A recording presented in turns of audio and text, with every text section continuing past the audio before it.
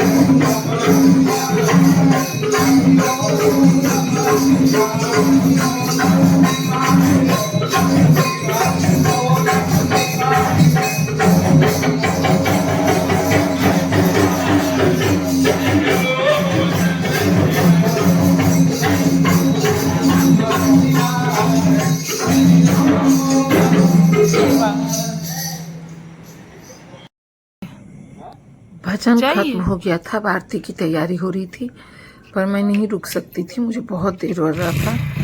मैं यहाँ से जा रही हूँ, मुझे पैकिंग भी करना था, फिर अपने पेट को खाना भी देने का टाइम हो जाता है, इसलिए मैं चली आई। और ये मेरा आखिरी शनिवार विज़िट था मंदिर का।